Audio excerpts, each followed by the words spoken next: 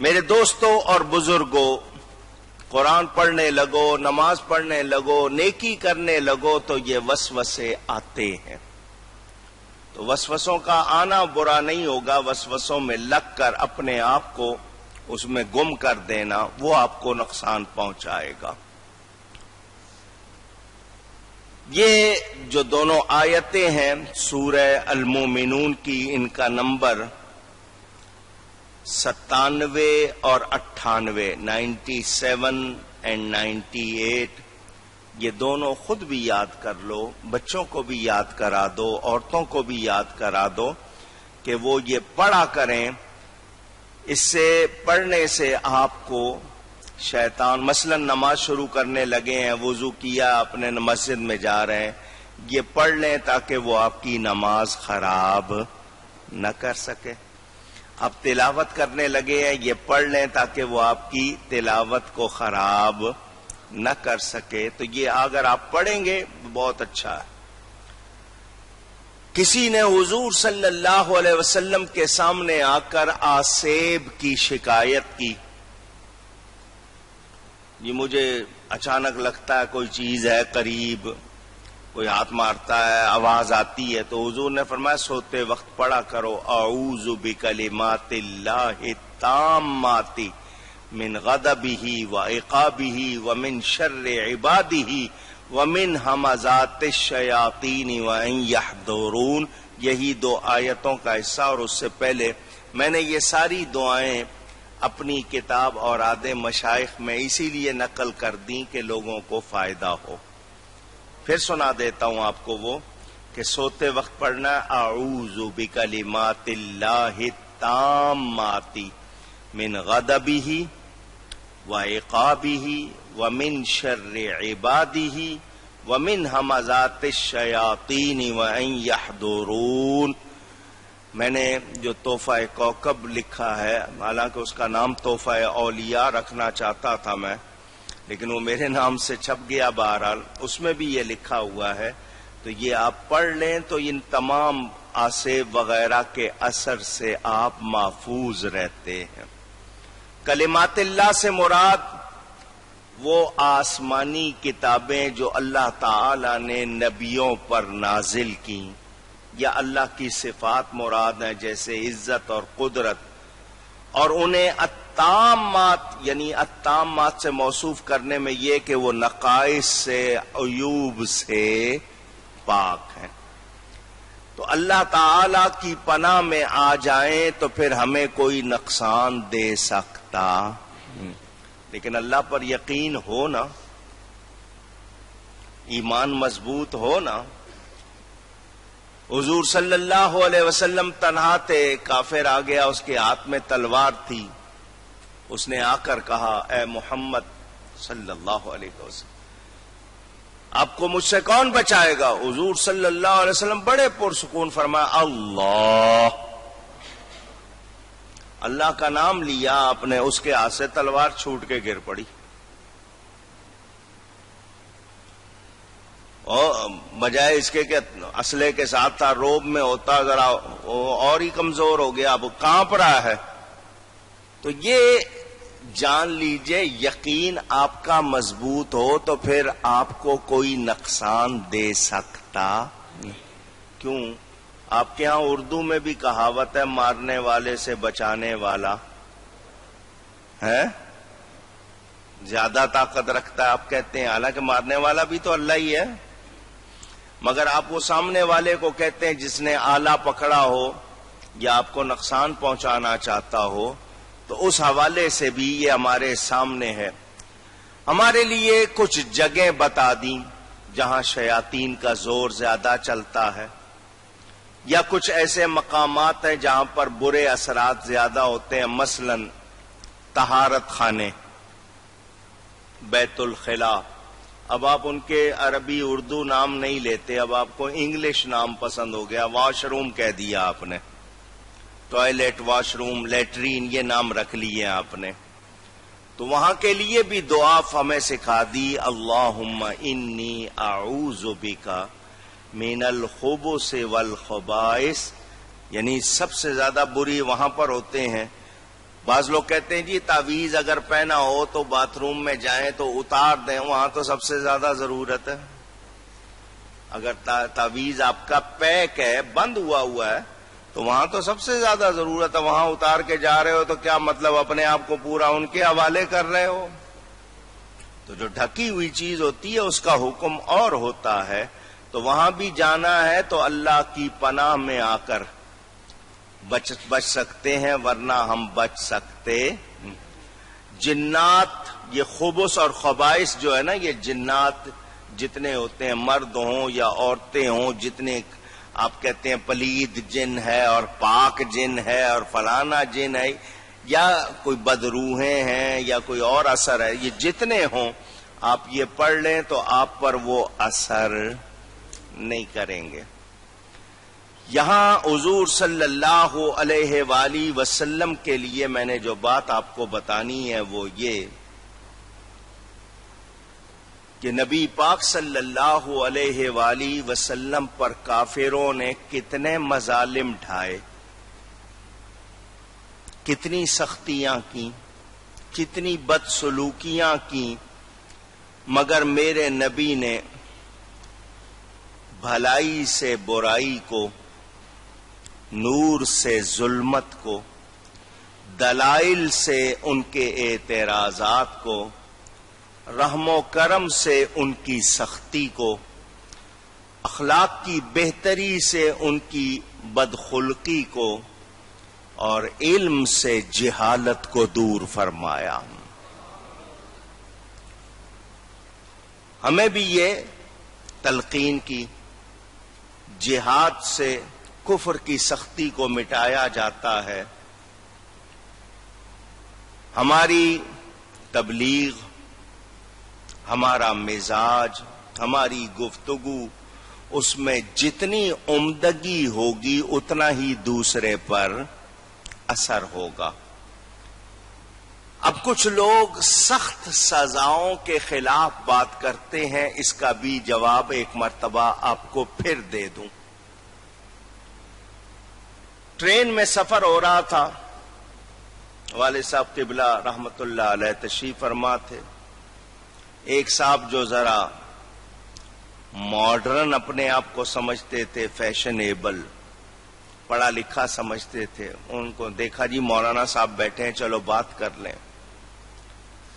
کہنے لگے جی 1400 سال پہلے جو معاشرہ تھا، انسان تھے جو اس وقت، وہ جاہل تھے، اجڑ تھے، گنوار تھے، دیہاتی لوگ تھے،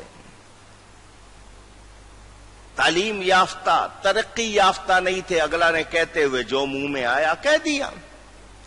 ان کے لیے سخت سزائیں ٹھیک تھیں کہ ہاتھ کاٹ دو، کوڑے مارو، پتھر مارو۔ اب لوگ پڑھ لکھ گئے ہیں، سمجھدار ہو گئے ہیں، تعلیم یافتہ ہو گئے ہیں، ان کے لیے تو ایسی سزائیں نہیں ہونی چاہیے۔ والد صاحب رحمت اللہ علیہ اس کو ویسے ہی ڈانٹ دیتے کہ تم نے کیسے لفظ استعمال کیے، تو اس کی سمجھ میں کیا آنا تھا؟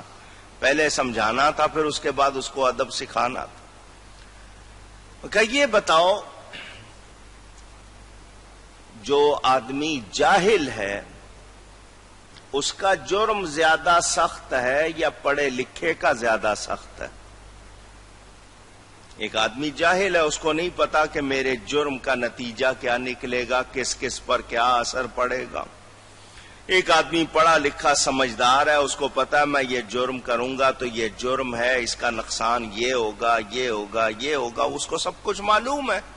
تو دونوں میں سے کس کا جرم زیادہ سخت ہے؟ کہنے لگا پڑھے لکھے کا جرم زیادہ سخت ہے، جاہل تو جانتا نہیں ہے۔ تو والد صاحب نے کہا جب جاہل کے لیے اتنی سخت سزا ہے، پڑھے لکھے کے لیے تو زیادہ ہونی چاہیے، کیونکہ اس کو پتا ہے انجام کا کہ کیا ہوگا، پھر اس کے باوجود کرتا ہے تو اس کے لیے تو سزا زیادہ سخت ہونی چاہیے۔ اس کی سمجھ میں بات آ گئی، کہنے لگا واقعی آپ نے بات آسان کر دی، میرے لیے سمجھنے میں آسانی ہو گئی۔ تو آج کچھ لوگ جہاد کو، اسلامی سزاؤں کو سخت کہتے ہیں، اب میری بات دھیان سے سننا، سمجھنا چاہتے ہو تو، اس کو آج کل کینسر کہتے ہیں، ایسا زخم ہو جائے جس میں زہر بن جائے، آپ کہو کہ نہیں اس کو کاٹنا نہیں چاہیے، یہ کاٹنا ظلم ہوگا، بتائیں وہ پورے جسم کو برباد کرے گا یا نہیں؟ آواز، آپ کہیں گے فوراً کاٹو تاکہ باقی جسم، آواز آئے، شامل کر رہا ہوں نا آپ کو، ذرا دھیان رہے پوری طرح۔ انگلی خراب ہو جائے تو بندہ مارتے ہیں یا انگلی کاٹتے ہیں؟ سمجھ آ رہی ہے بات؟ اسلام یہی کہتا ہے کہ کوئی برائی پورے معاشرے کو برباد کر دے، بہتر ہے اس برائی کے کرنے والے کو اسی وقت پکڑو تاکہ دوسروں تک اس کا اثر، صحیح کہتا ہے غلط کہتا ہے؟ آج سزائیں نہیں ہیں، آپ کے ہاں موت کی سزا حکومت نے بند کر دی، نتیجے میں لوگوں نے دھڑا دھڑ لائن لگا دی، اب پھر موتیں شروع ہوئی ہیں تو جرائم کم ہو رہے ہیں یا نہیں؟ تو سزا آپ کے لیے انعام ہوتی ہے کیونکہ اس سے آپ برائی کو کاٹتے ہیں۔ جہاد کا مطلب لوگوں کی جانیں لینا نہیں ہے، امن قائم کرنا ہے، نیکی کا سلسلہ بڑھانا ہے۔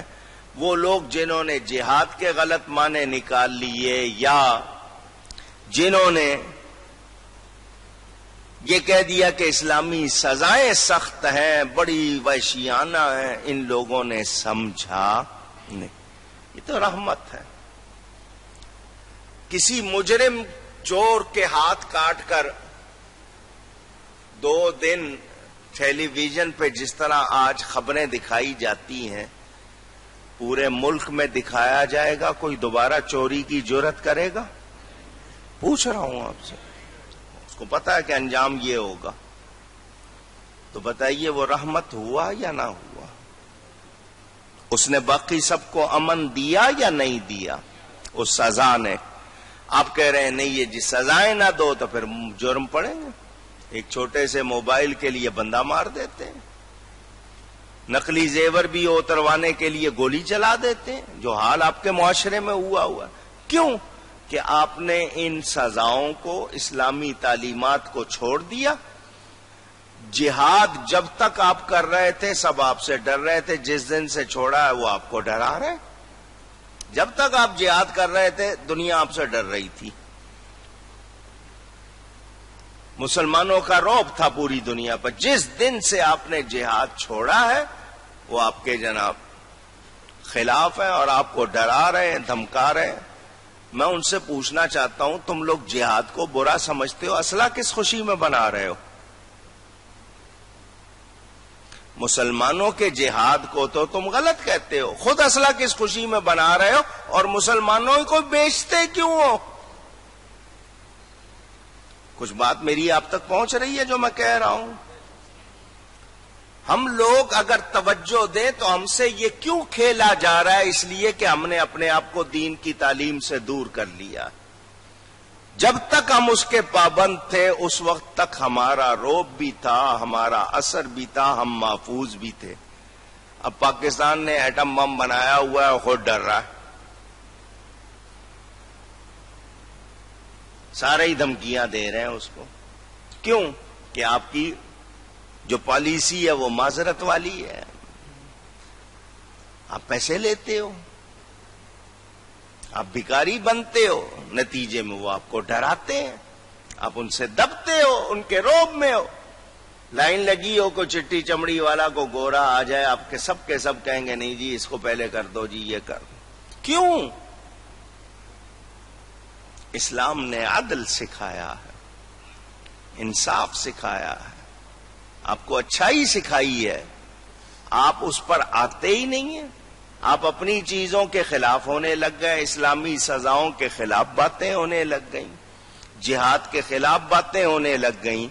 تو جب آپ نے شیطانی وسوسوں کو، شیطانی مشوروں کو ماننا شروع کر دیا تو اب آپ اللہ کی پناہ میں ہیں یا شیطان کی؟ پوچھ رہا ہوں۔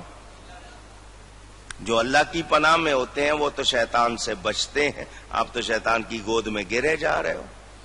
ہمیں پالیسی دو، ہمیں پروگرام دو، ہمیں یہ دو، ہمیں وہ دو. ہمارے تو سارے مطالبے ہی ان سے ہیں. تو مجھے اور آپ کو سوچنا ہوگا. اسی طرح کوئی شخص شیطانی خیالات سے بچنا چاہے، شیطانی ماحول سے بچنا چاہے، شیطانی سوچوں سے بچنا چاہے، انفرادی طور پر یعنی اکیلے میں، اس کے لیے بھی شریعت نے سکھا دیا. قوم کی حیثیت سے کیا کرنا ہے وہ بھی آپ کو سکھا دیا. اب آپ یہ نہیں کہہ سکتے کہ ہمیں کسی نے بتایا نہیں تھا، ہمیں کسی نے سمجھایا نہیں تھا، ہم خود اپنے اوپر دروازے بند کر رہے ہیں، ورنہ ادھر سے تو ہمارے لیے پوری تعلیمات موجود ہیں. قرآن بھی ہے، حدیث بھی ہے، مگر پڑھے ہی نہیں، سنے ہی نہیں، سمجھے ہی نہیں. تو بتائیے پھر ہم خود غلط ہیں یا نہیں ہیں؟ تو ہمیں جان لینا چاہیے. یہ ہمزاد کا لفظ، یہ بھی آپ کو ایک مسئلہ بتا دوں. ہمزاد، آپ کے ساتھ پیدا ہونے والا، آپ کو نظر نہیں آتا، اس کا اس طرح کا جسم نہیں ہے، وہ آپ کے ساتھ پیدا ہوتا ہے، اس کو ہمزاد کہتے ہیں. وہ آپ کے ساتھ رہتا ہے. آپ کے ہاں اس کے لیے ہمزاد کا لفظ کہتے ہیں. پوری امت کا اجماع، یعنی سب اس بات پر جمع کہ نبی پاک صلی اللہ علیہ وسلم معصوم ہیں. آپ کے ساتھ رہنے والا، اس کو آپ جن کہہ لو، اس کو آپ کچھ کہہ لو، ہمزاد کہتے ہیں. حضور کے ساتھ جو پیدا ہوا تھا، جو ساتھ رہنے والا جن، جو کبھی وسوسہ ڈال سکتا ہے یا کچھ کر سکتا ہے، وہ بھی مسلمان، وہ بھی اور حضور صلی اللہ علیہ وسلم کے اندر جو وسوسہ ڈالنے کا جو مقام، جو شیطان جس میں وسوسہ ڈالتا ہے، وہ شق صدر کر کے وہ مقام ہی نکال دیا گیا تھا. لہذا ان کے بارے میں تو ہم ایسا سوچ نہیں سکتے، مگر ہمارا وہ حال نہیں. انبیاء معصوم ہے یا فرشتے معصوم ہیں؟ ہم معصوم نہیں، ہم محفوظ ہو سکتے ہیں اور ہمیں طریقہ بتایا گیا. اب یہاں پھر میرے ایک دو جملے سن لیں. اکثر لوگ شکایتیں کرتے ہیں، ان کو تمام کو یہ سنانا چاہتا ہوں. اللہ تعالی نے شیطان کو مارا نہیں ہے. شیطان کو آواز آئے، سب نے کہہ لیا، کوئی رہ گیا؟ اللہ نے شیطان کو مارا نہیں، ہمیں بچنے کا طریقہ بتایا ہے. اب آپ چاہیں کہ شیطان مر جائے، یہ نہیں ہو سکتا، لیکن ہم اس سے بچ سکتے ہیں یا نہیں؟ بس ہمیں وہ کرنا ہے. آپ لوگ کوشش کرتے ہو شیطان کو مارنے کی، اس نے مرنا نہیں ہے. اس کو جب تک اللہ نے ٹائم دیا ہے وہ اس کو ملا ہوا ہے. ہم نے اس سے بچنا ہے تو ہمیں بچنے کی کوشش کرنی چاہیے. تو اس کا طریقہ کیا ہے؟ اللہ کی پناہ میں آ جاؤ، اللہ کی پناہ میں آ جاؤ. تو جو اللہ کی پناہ میں آ جائے گا پھر شیطان کا زور اس پر چل سکتا. اب یہ کہیں گے کہ جی شیطان سے پناہ تو حضور بھی مانگتے تھے کہ نہیں، یا اللہ میں تیری پناہ مانگتا ہوں شیطان مردود سے، وہ بھی اعوذ باللہ پڑھتے تھے. تو ان کا اعوذ باللہ پڑھنا، ان کا یہ اللہ کی پناہ مانگنا، یہ کیا مطلب؟ یہ میری آپ کی تعلیم تھا، مجھے اور آپ کو سکھانے کے لیے تھا. میں نے کتنی مرتبہ بتایا، میں پھر بتا دیتا ہوں جن کے ذہن میں نہیں ہے بات. میں اور آپ کھائے پیے بغیر رہ سکتے ہیں؟ اونچی، میرے نبی پاک وصلی روزے رکھتے تھے، نہ کھانا نہ پینا، 21 دن 40 دن. ڈاکٹر کہتے ہیں 3 دن اگر کسی کو کچھ بھی کھائے پیے نہیں، اس کی حالت غیر ہو جائے گی، مر سکتا ہے. وہ ڈرپ لگا دو تو شاید 2-3 ہفتے نکال جائے گا. بغیر ڈرپ کے پانی کا خطرہ نہ ملے، روٹی نہ ملے، 3 دن کے بعد حالت غیر ہو جائے گی بالکل. حضور 21 دن 40 دن کے وصلی روزے رکھتے تھے. نہ آپ کی گفتگو میں فرق آتا تھا، نہ کلام میں فرق آتا تھا، نہ کام میں فرق آتا تھا. تو وہ ہماری طرح نہیں ہے. وہ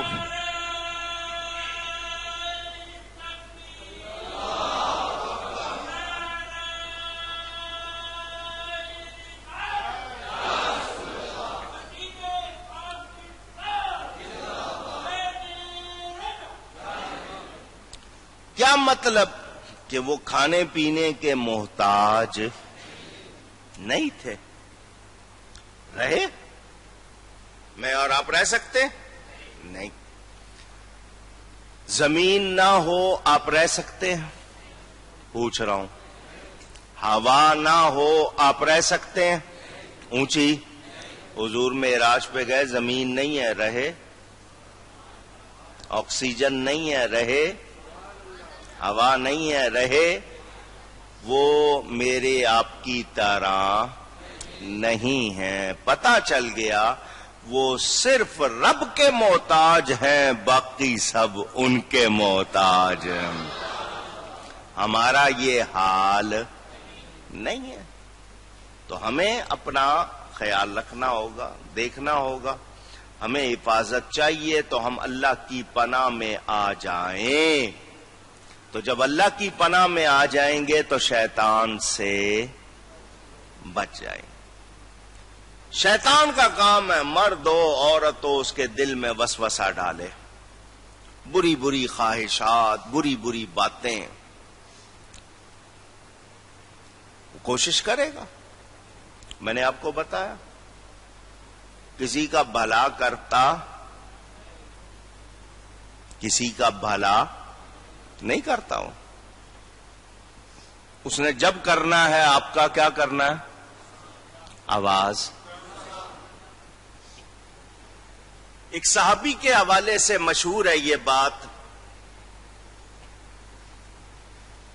ان کی ایک فجر قضا ہو گئی، آنکھ دیر سے کھلی. ان کو بہت افسوس ہوا، میری فجر قضا ہو گئی. انہوں نے قضا پڑھی اور بہت روئے، یا اللہ مجھ سے خطا ہو گئی، سستی، میری فجر قضا ہو گئی. بہت روئے. میرے آپ کے جیسے تو حال نہیں تھا کہ ہو گئی ہے تو ہو گئی اب کیا کریں. وہ روئے، شرمندہ ہوئے. اگلی صبح فجر کے وقت ان کو کسی نے اٹھایا، اٹھو فجر کا ٹائم ہو گیا ہے. تم کون ہو؟ اس نے کہا میں شیطان ہوں. شیطان اور نماز کے لیے اٹھائے؟ اس نے کہا ہاں میں اٹھا رہا ہوں. نیکی کرنا شیطان کا کام تو نہیں. اس نے کہا نیکی نہیں کر رہا ہوں، نقصان ہی کر رہا ہوں.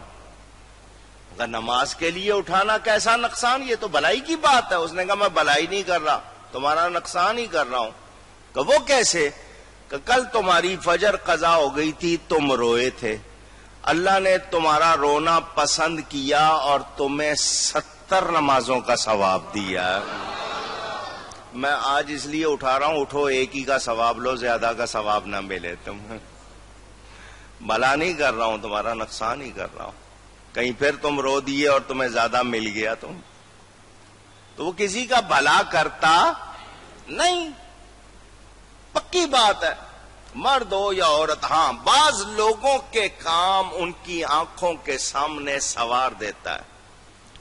وَزَيَّنَ لَهُمُ الشَّيْطَانُ أَعْمَالَهُمْ، ان کے اعمال ان کے ہو، تو جو کر رہا ہے بہت اچھا کر رہا ہے. وہ بندہ سمجھتا ہے میں بہت اچھا کر رہا ہوں،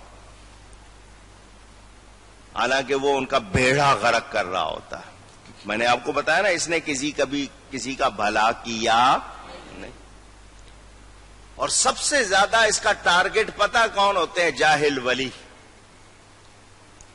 جو دکانیں کھولی ہوئی ہیں، جنہوں نے چولے پہنے ہوئے ہیں جھوٹے، ولی نہیں ہیں مگر چولے پہنے ہوئے ہیں، جنہوں نے یعنی ہم یوں ہیں اور ہم وہاں ہیں اور ہم فلاں ہیں.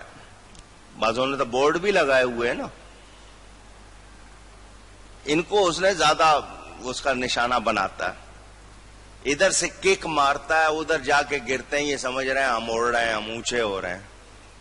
حالانکہ وہ ان کو اس نے بنایا ہوتا ہے، فٹ بال بنایا ہوتا ہے، ککیں مار رہا ہوتا ہے. ان کو یہ سمجھتے ہیں نہیں جی ہم گول پہ گول کر رہے ہیں.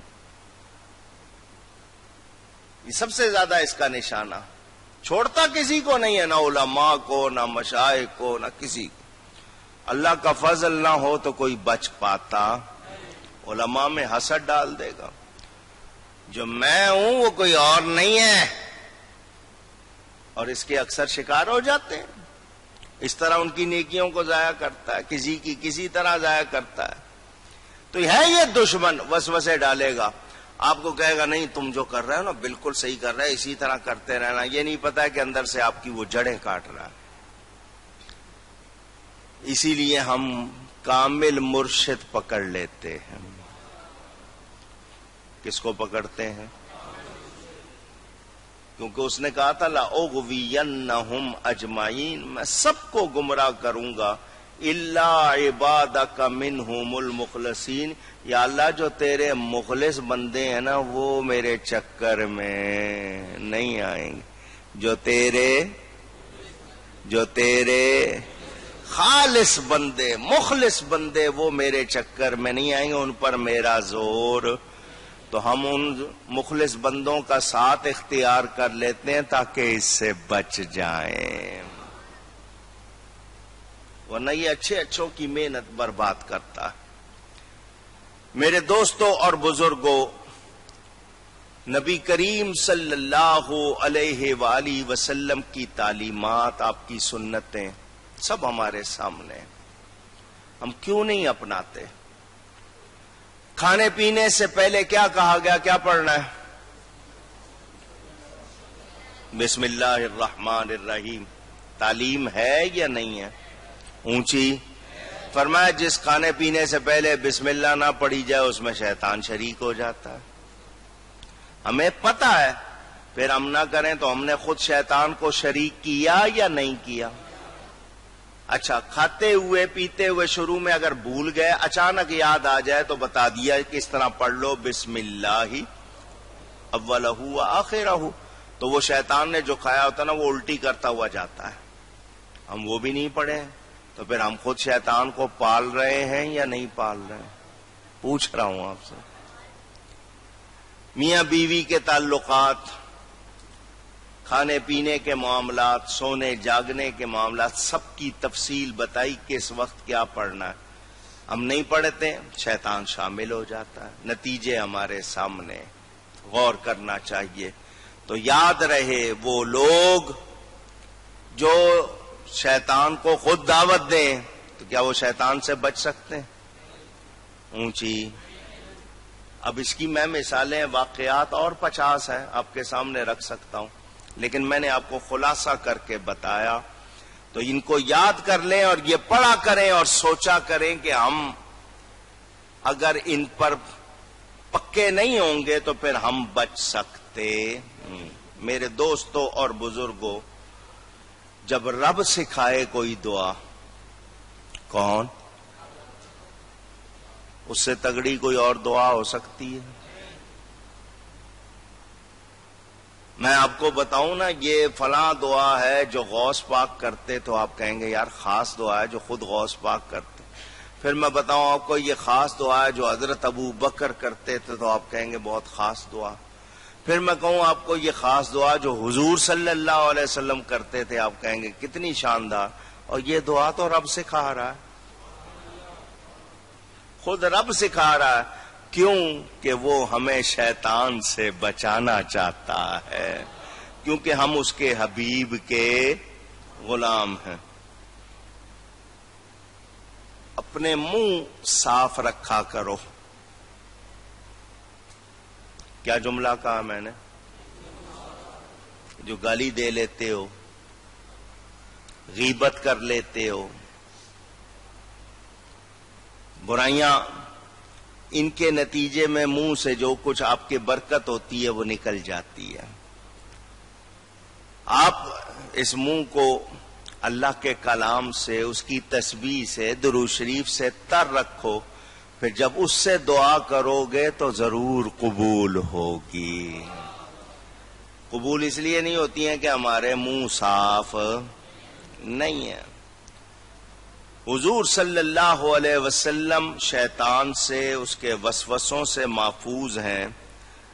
جب ولی کی بارگاہ تک شیطان کی وہ رسائی نہیں ہے تو نبی کی بارگاہ تک کیسے ہو سکتی ہے؟ اللہ تعالی نے حضور صلی اللہ علیہ وسلم کو یہ دعا سکھائی اور حضور نے یہ دعا مانگی تو قبول ہوئی یا نہیں ہوئی؟ تو جب ان کے الفاظ ہمارے منہ میں آئیں گے ہم دہرائیں گے، ان کے صدقے ہماری بھی قبول ہو جائے گی۔ تو ان کو پڑھنے کا معمول بنائیں۔ میں نے یہ ساری دعائیں لکھی ہیں، ظاہر نہیں کیا، لکھ دی ہیں۔ بعض باتوں پہ لکھا ہے کہ صبح و شام لازمی پڑھیں، ان میں یہ چیزیں شامل ہیں تاکہ آپ کی حفاظت، صبح پڑھ لی، شام تک، شام کو پڑھ لی، اگلی صبح تک ہماری حفاظت ہوتی رہتی ہے۔ میں پھر کہہ رہا ہوں، بڑے سے بڑا آدمی اپنے آپ کو شیطان سے محفوظ نہ سمجھے، بڑے سے بڑا آدمی محفوظ نہ سمجھے۔ بچائے گا تو کون بچائے گا؟ اللہ تعالی بچائے گا۔ تو ہمیں بچنے کی کوشش کرنی چاہیے۔ اس شیطان نے سب سے زیادہ جو وار کیے ہیں وہ موت کے وقت کیے ہیں، جس کو آپ نزع کا عالم کہتے ہیں، سکرات موت۔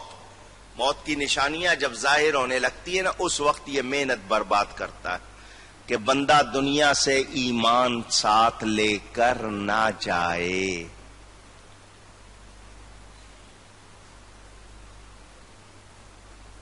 اسی لیے ہم دعا کرتے ہیں، یا اللہ ہمارا خاتمہ ایمان پر ہو، خاتمہ بالخیر۔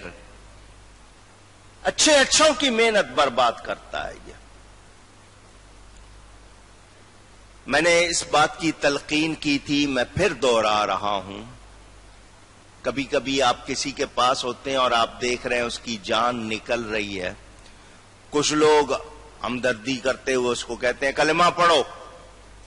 ایسا کبھی نہیں کہنا۔ کسی کی حالت نزع کا عالم ہو، اس کو کبھی نہیں کہنا کلمہ پڑھو۔ اس کے سامنے خود آواز سے کلمہ پڑھو تاکہ وہ آپ کو دیکھ کے پڑھنے لگ جائے۔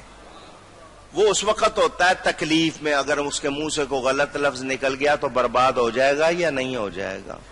یا انکار کر دے کہ نہیں پڑھا جا رہا تو بولو بے ایمان جائے گا یا نہیں جائے گا؟ تو اس کو یہ نہیں کہنا کلمہ پڑھو، اس کے سامنے کلمہ پڑھنے لگ جاؤ تاکہ وہ سن کے دوہرا لے۔ اگر نہیں بھی دوہراتا تو سنتا ہوا تو جائے گا نا۔ اگر آپ نے کہا اور وہ نہ پڑھ سکا تو نقصان ہو جائے گا۔ تو وہ جو آخری وقت ہوتا ہے، اس وقت یہ بہت تابڑ توڑ حملے کرتا ہے، کسی طرح اس بندے کی محنت برباد کر دوں۔ تو یہ جو حسن الخواتیم ہے نا، یعنی خاتمہ اچھا ہونا، یہ بہت انعام ہے، اور یہ کرم ہوتا ہے تو ہی یہ بات بنتی ہے۔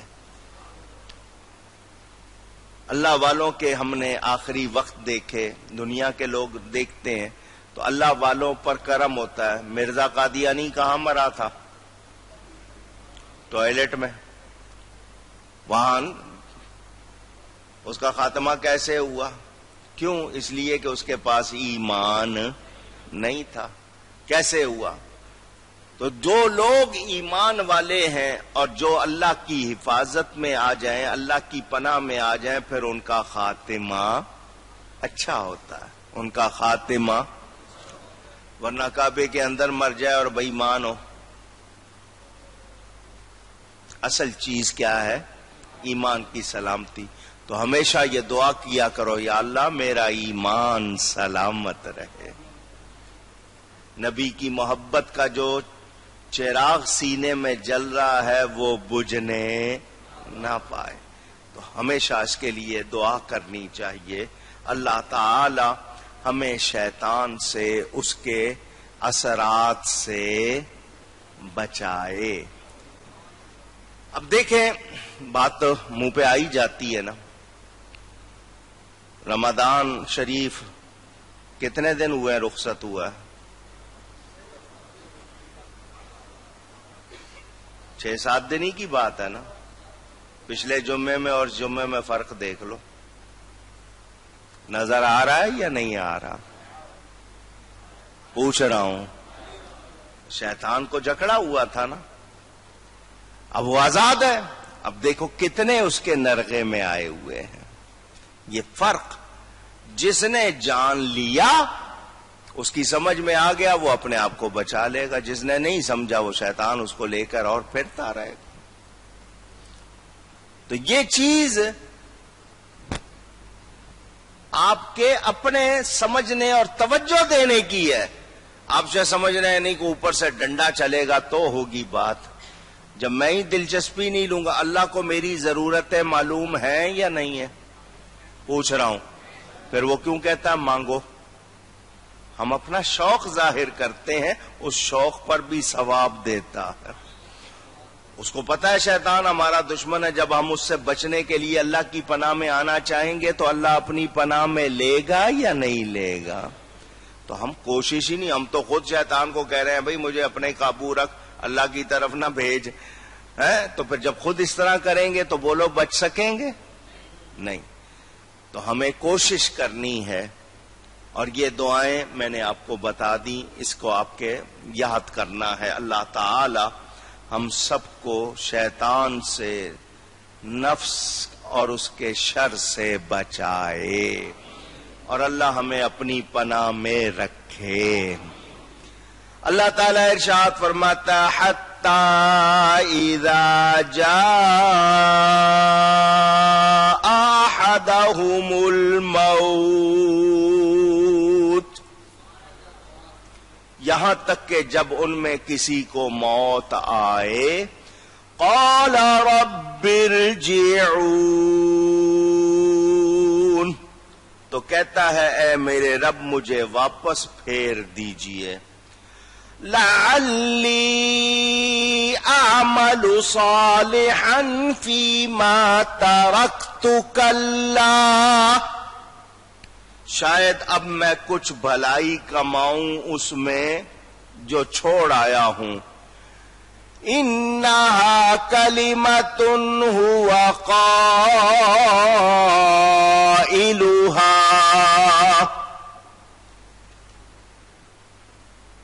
یہ ایک بات جو وہ اپنے منہ سے کہتا ہے. وَمِن وَرَائِهِمْ بَرْزَخٌ إِلَى يَوْمِ يُبْعَثُونَ، اور ان کے آگے ایک آڑ ہے اس دن تک جس میں اٹھائے جائیں گے. بیان لمبا ہے، تھوڑا سا ذکر ابھی کرتا ہوں، باقی بعد میں. آپ کو شیطان کے حوالے سے بتا دیا، اس کے وسوسوں کے حوالے سے بتا دیا. وسوسوں کے بارے میں ایک بات اور سن لیں. ہمارے ہاں پہلے جو گھر ہوتے تھے نا پرانے، لیٹرین الگ ہوتی تھی، غسل خانے الگ ہوتے تھے. اب بھی ہوں گے شاید کہیں. اب ہمارے ہاں رواج ہو گیا ہے دونوں کو اکٹھا بنانے کا، اسی لیے اس کا نام ہی آپ نے واش روم رکھ دیا. دونوں اکٹھے، لیکن اس میں سیکشن 1 کا پانی دوسرے میں مکس نہیں ہونا چاہیے. کیا کہا میں نے؟ ایک کا پانی دوسرے میں مکس نہیں ہونا چاہیے. دوسرا یہ کہ نہانے کی جگہ کبھی پیشاب نہ کرنا. جو نہانے کی جگہ ہے، آپ نے اگر کوئی کموڈ لگایا ہوا ہے، وہ ہائی ٹوائلٹ ہو لو ٹوائلٹ ہو، اسی میں جہاں نہاتے ہیں، نہاتے ہوئے اگر وہاں پیشاب کرے، وسوسوں کی بیماری خود بخود لگ جاتی ہے. اسی طرح آپ وہ لقمے کھائیں جو مشکوک ہوں، شبہ ہے مگر آپ کھا رہے ہیں، یا وہ چیزیں جو پسندیدہ نہیں ہیں وہ کھا رہے ہیں تو بھی بیماری لگ جاتی ہے. کچھ لوگ یہ وسوسوں کی بیماری لگاتے ہیں اور پھر کہتے ہیں جی وسوسے پیچھا ہی نہیں چھوڑتے. تو وسوسے پیچھا چھوڑ سکتے ہیں بشرطے کہ آپ چھوڑانا چاہیں. میں نے کیا لفظ کہا؟ چھڑانا. جب آپ چھڑانا ہی نہیں چاہتے، آپ کو مزہ آ رہا ہے وسوسوں میں، تو پھر آپ اپنے آپ کو کہاں چھڑائیں گے؟ تو وہ لوگ جو وسوسوں میں لگے رہنا چاہتے ہیں ان کو ہوش کرنی چاہیے. اگر آپ چھڑانا چاہیں تو آسان علاج ہے، اعوذ باللہ پڑھیے، اب چھوٹ جائیں گے. آپ دھیان جھٹکیے، نماز میں وسوسہ آ رہا ہے، توجہ سے پڑھنا شروع کر دیں. اکیلے پڑھنا ہے، تھوڑی آواز سے پڑھنا شروع کر دیں، وسوسہ بھاگ جائے گا. لیکن وسوسے میں لگ جائیں گے تو پھر وہ آپ کا حال ہوگا، پھر آپ اسی میں لگے رہیں گے، اسی کو سوچتے رہیں گے. تو یہ اس کے حوالے سے بات ہو گئی. اب کیا حال ہے یہ آپ نے سننا ہے کہ کافر مرتے دم تک کفر پہ ڈٹا رہتا ہے. کافر مرتے دم تک کفر پہ اڑا رہے گا، ڈٹا رہے گا. مرتے وقت وہ دنیا، چونکہ اس کے نزدیک جو کچھ ہے وہ دنیا ہے، وہ دنیا میں لوٹنے کی تمنا کرتا ہے. وہ دنیا میں لوٹنے کی اونچی، کہاں جانا ہے؟ دنیا میں واپس بھیج دو. اس کے لیے جو کچھ ہے وہ. مومن کا جب انتقال ہوتا ہے، مومن کی روح کہتی ہے مجھے جلدی یہاں سے لے جاؤ، جلدی یہاں سے. سمجھنے کے لیے بات کروں، ماں کے پیٹ میں بچہ ہوتا ہے، جب اس کی مدت پوری ہوتی ہے فرشتے اس کو کہتے ہیں باہر آؤ، کہتا ہے میں نے نہیں آنا، میں یہاں محفوظ ہوں، گناہوں سے بھی، شر سے بھی. باہر کی دنیا میں جھوٹ ہے، گناہ ہے، یہ ہے، وہ ہے. فرشتے اس کو سمجھاتے ہیں ٹھیک ہے تو باہر آ، یہاں آ کے نیکی کرنا، تجھے پھر واپس جنت میں لے جائیں گے. وہ اس کو نیکیوں کا شوق دلاتے ہیں، وہ باہر آ جاتا ہے. جب آ جاتا ہے دنیا میں اب واپس نہیں جانا چاہتا. جس دنیا میں آنا نہیں چاہ رہا تھا اب یہاں سے واپس جانا نہیں چاہتا. نہیں جی یہ مزے نہیں رہیں گے. لیکن جو ایمان والے ہیں وہ سمجھتے ہیں کہ دنیا رہنے کی جگہ، یہ وقت گزارنا ہے. پلیٹ فارم، ٹرین آئے گی چلے جانا ہے. اور جس نے اسی کو گھر سمجھ لیا ہے، جس کا دل یہاں لگ گیا ہے، وہ برباد ہو گیا. اب دنیا ہے کیا؟ دنیا بس یہی ہے، کسی نے کسی کو سمجھا، کسی نے کسی کو. مولانا روم رحمت اللہ علیہ مثنوی میں فرماتے ہیں چیست دنیا از خدا غافل بدن نیک و معشو نقراؤ فرزند و زن. چیست دنیا؟ دنیا کیا ہے؟ خدا کی یاد سے توجہ ہٹ جانا، اللہ کی یاد بھلا دینا. یہ ہے اونچی کہیے نا. نیک و معشو نقراؤ فرزند و زن، یہ کپڑوں کا، سونے چاندی اور بیوی بچوں کا نام نہیں. یہ اللہ کی یاد، وہ بیوی جو اللہ کی یاد دلائے، وہ اولاد جس سے اللہ کی یاد بڑھے، وہ تجارت جس سے آپ کو اللہ کی طرف دھیان زیادہ ہو، وہ تو بہت اچھی ہے. اور اگر یہی چیزیں آپ کو اللہ کی یاد بلا دیں تو پھر ان میں سے کوئی بھی چیز اچھی اونچی. جو اللہ کو بھول جائے، یہ ہے دنیا. اب مجھے یہ بتائیں، ساری کوششیں، پلاننگ، میں اگلے سال یہ کروں گا، 5 سال کے بعد میرا ارادہ ہے میں نے یہ کام کرنا ہے، اور 10 سال کے بعد پھر دیکھنا میں یہ کروں گا. 20 سال کا میں نے یہ پروگرام بنایا ہوا ہے. اگلے پل کا آپ کو کوئی شیورٹی، گارنٹی، ضمانت؟ اگلا سانس آئے گا، جو ہوا اندر گئی ہے باہر نکلے گی یا نہیں، کوئی ضمانت ہے؟ پروگرام بہت اچھی بات ہے.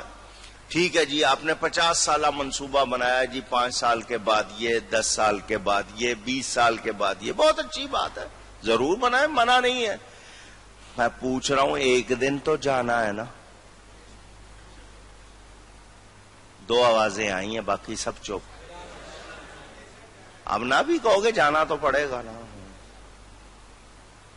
ایک دن جانا ہے، اس کے لیے کیا پلاننگ ہے؟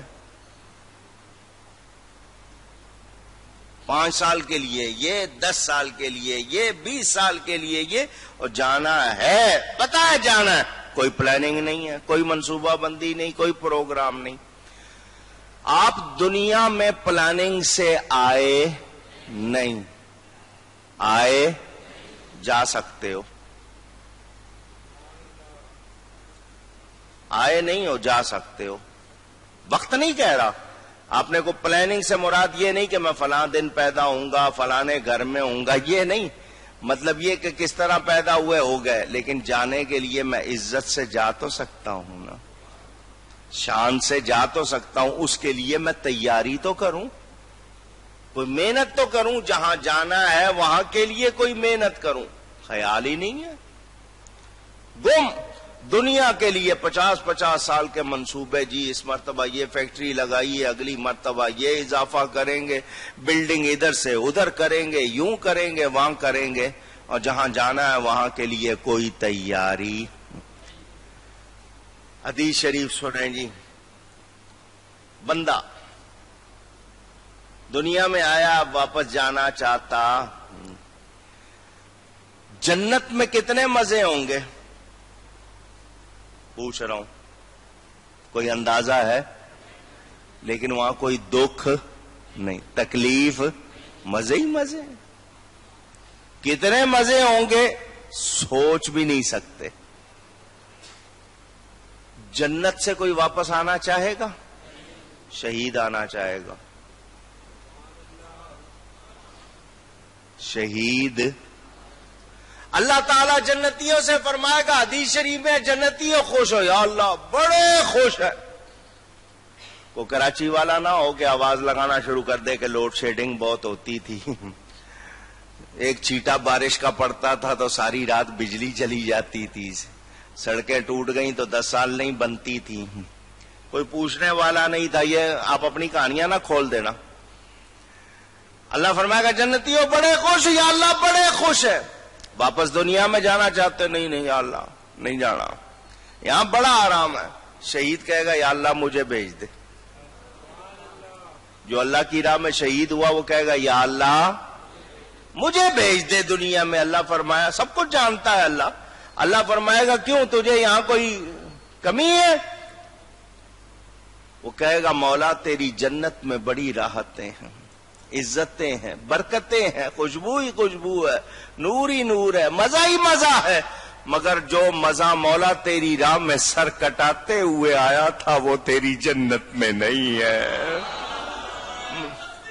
اللہ اکبر. یا اللہ مجھے بھیج واپس، میں جاؤں پھر اسی طرح تیری راہ میں سر کٹاؤں. یہ اس کی بات. لیکن میں بتا رہا ہوں آپ کو، ہم یہاں پر دنیا میں دل لگا بیٹھے. دنیا میں دل لگانا مومن کا کام، جگہ دل لگانے کی دنیا نہیں ہے. یہ عبرت کی جا ہے، تماشا نہیں. یہاں دل لگا بیٹھے، ایسا دل لگایا یہاں سے واپس جانا چاہتے نہیں. تو سن لیں، او تم بادشاہ بن جاؤ، شہزادے بن جاؤ، امیر بن جاؤ، وزیر بن جاؤ، سفیر بن جاؤ، جو مرضی، جانا ہے. جانا. کوئی تعویذ ایسا نہیں ہے جو تمہیں دے دے کہ تم نہیں مرو گے. موت سے بچ سکتا نہیں. جانا ہے. نہ جانا کون چاہتا ہے کہ نہ جاؤں یہاں سے؟ وہ کون ہے؟ پرا کافر. اب مومن کا یہی حال ہو گیا تو اس کا مطلب مومن کے ایمان میں کمزوری ہے، کہیں نہ کہیں کوئی فرق آ گیا ہے. شیر ربانی حضرت میاں شیر محمد صاحب شرق پوری رحمت اللہ علیہ، حضرت ایک جملہ کہا کرتے تھے. میں نے اپنے بزرگوں سے سنا، فرماتے تھے چھیتی مکھ پونی اسا دیس ماہی دے جانا۔ پونی شاید آپ کو نہیں معلوم، چرخہ جانتے ہیں؟ چرخہ کاٹتی ہیں عورتیں، اس میں وہ جو ہوتا ہے نا گولا، اس کو پونی کہتے ہیں۔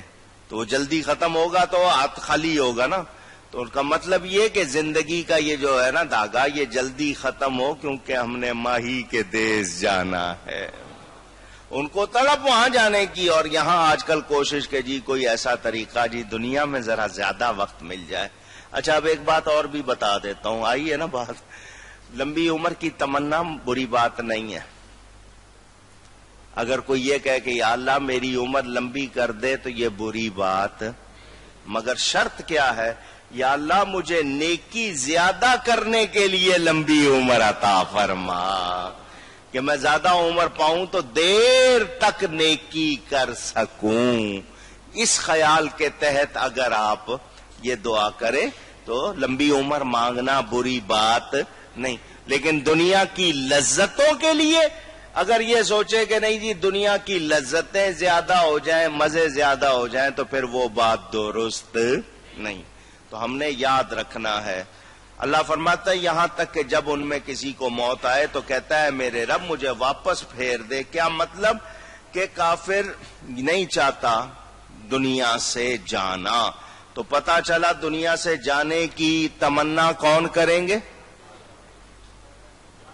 مومن۔ دنیا سے جانے کی تمنا کون کریں گے؟ کہ ہم دنیا رہنے کی جگہ نہیں ہے، ہم جلد جائیں جنت میں حضور کے قدموں میں پہنچے ہیں۔ تو جس کا دل دنیا میں لگ رہا ہے وہ ایمان کا کمزور ہے، ایمان کا اونچی، یاد رکھنا۔ تو وہ لوگ جو دنیا میں دل لگاتے ہیں ان کو ہمیشہ موت سے ڈر لگتا رہتا ہے، یہ نہ ہو جائے وہ نہ ہو جائے۔ اور جن کا رب پر کامل یقین ہے موت آنی ہے وہ ہر وقت تیار ہوتے ہیں۔ کتنے لوگ ہیں باوضو رہتے ہوں گے؟ ایسے وقت موت نہ آ جائے کہ میرا وضو نہ ہو۔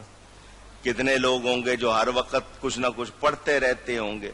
حضور صلی اللہ علیہ وسلم کثرت سے روزے کیوں رکھتے ہیں؟ کہ میں اللہ کی بارگاہ میں اس طرح جاؤں کہ میں روزے سے ہوں۔ اور ہمیں اس طرف کا دھیان بھی سوچنا چاہیے۔ آج تک اتنا ہی، اس سے آگے کا بیان انشاءاللہ آئندہ گفتگو میں کہیں کوئی غلطی ہوئی ہو اللہ کی بارگاہ میں توبہ کرتا ہوں۔